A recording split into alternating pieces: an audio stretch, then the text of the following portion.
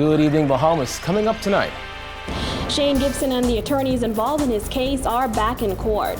Press Secretary Anthony Newbold said there's keen interest in the Grand Lucayan property.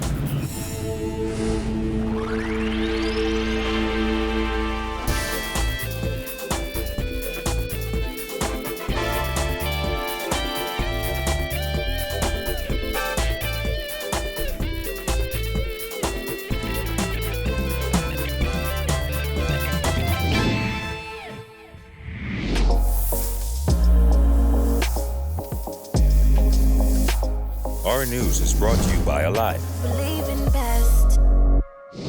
Welcome to Our News and thanks for joining us. I'm Kyle Joaquin. Opposition leader Philip Davis is tonight slamming reports that government will have to subsidize the losses of the Grand Lucayan Resort, specifically Lighthouse Point. Jared Higgs tells us more. First of all, it appears to be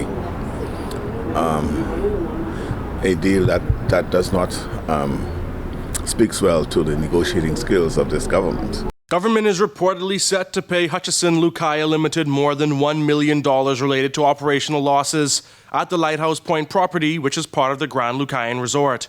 According to the government guarantee, Hutchison Lucaya Limited and Bahama Reef Limited will keep the hotel open until the sale is finalized, once the government pays a subsidy to HLL to cover the resort's operational losses. Opposition leader Philip Davis says this means the government may not have needed to pay $65 million to purchase the hotel.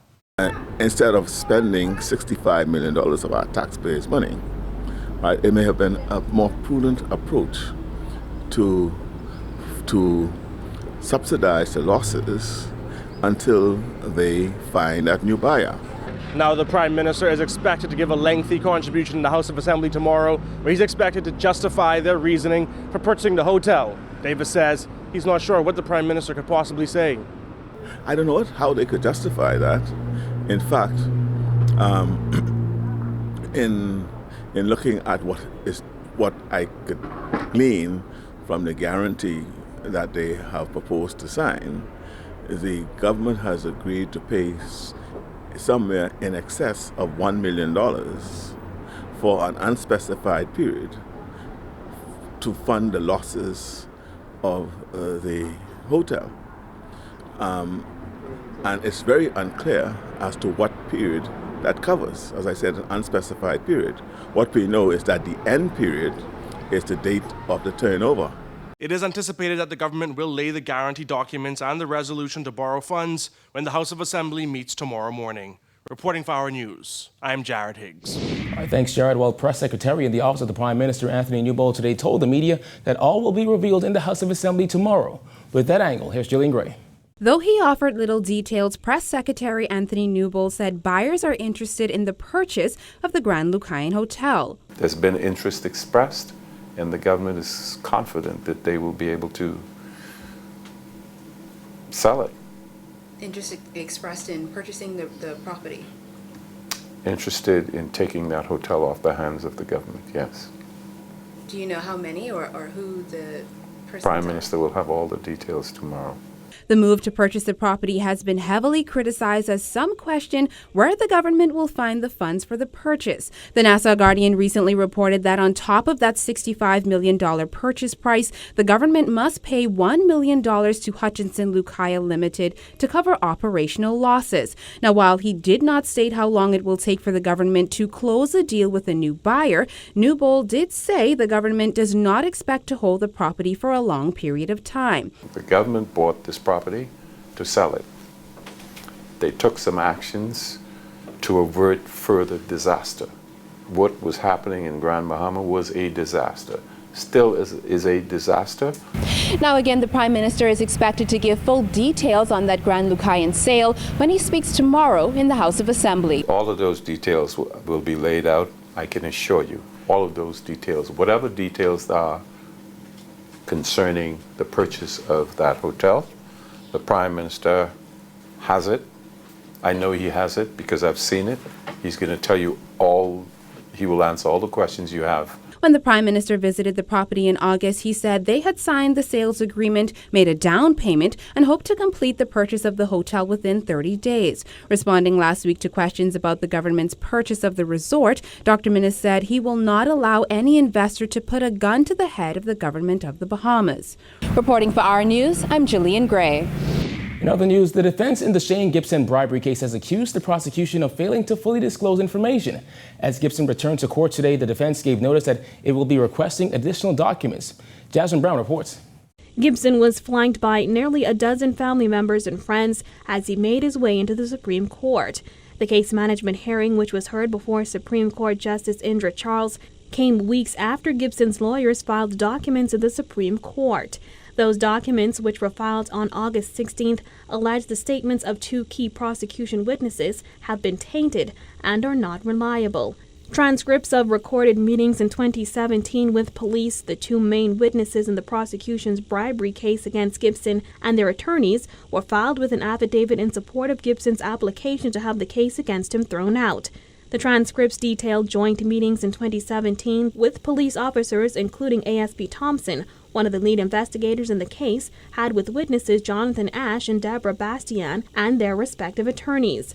Defense attorney Edward Fitzgerald QC also alleged the audio showed a wholly improper police interview with two key witnesses and insisted there was abuse of process. Fitzgerald then asked Charles for an order for full disclosure, as he told the court the defense is seeking to have copies of the police diary and all notes relating to the 2017 meeting between the police and key witnesses. As he said, the defense suspected that some of the statement dates were backdated to give the appearance the statements were made before Gibson was charged. The British attorney told the court that the defense is also seeking to have the prosecution authenticate the audio recording. It was at that point that prosecutor Terry Archer insisted it was not the prosecution's job to authenticate evidence that is submitted by the defense. Justice Charles agreed, asking Fitzgerald if he really wanted the matter to be heard, saying she had to ask because it seemed like an unreasonable request. She informed the defense that the issue of authenticity could be raised in cross-examination. As Fitzgerald laid out his argument in court, Justice Charles asked Archer to respond and asked him if there had been full disclosure to the defense. As she continued to press him for an answer, Archer insisted it was an ambush, as he told the court that Fitzgerald seemed to be going into his application when prior to the proceedings, both sides had agreed that only dates would be set during the proceedings. He also told the court that the prosecution was not ready to proceed, as lead prosecutor British QC James Guthrie was in the United Kingdom because he had been informed by the Chief Justice's office that he did not have to be in the jurisdiction because there would be no hearing. Meanwhile, the prosecution denied there was abuse of process. Gibson faces trial on bribery charges. Prosecutors allege that the former cabinet minister received $610,000 in kickbacks from contractor Jonathan Ash in order to expedite payments owed to him by the government. He has denied the charges levied against him. Now, all parties are expected back in court on November 2nd for further case management. Reporting for Our News, I'm Jasmine Brown. National Security Minister Marvin Dames is responding to claims that the promotions process at the Bahamas Department of Corrections is unfair. In a story appearing in the Tribune newspaper, President of the Correctional Officers Staff Association, Ryan Wilson, accuses the Department of Corrections of promoting 60 officers who lack the requisite educational qualification for promotion.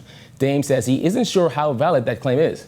As far as I am aware, I don't have any knowledge of what he's saying. We'll most certainly be looking into it because I would have seen the comments in the papers this morning, and I've asked my PS to have a look into it. But on the face of it, I don't know if that is supported by any factual information. Wilson says he feels that as president of the association, he should have a seat on the promotions board. And while promising to dig further into the matter, Dames insists that he maintains a constant dialogue with the union representing correctional officers. I'm not going to have a battle with the Prison Association president in the press, because I meet with him constantly and his team, and he fully understands the direction in which we're going, and we meet and we ask them for their views. Still to come on Our News, track star Shawnee Miller-Weibo visits the Cabinet Office. Stay tuned.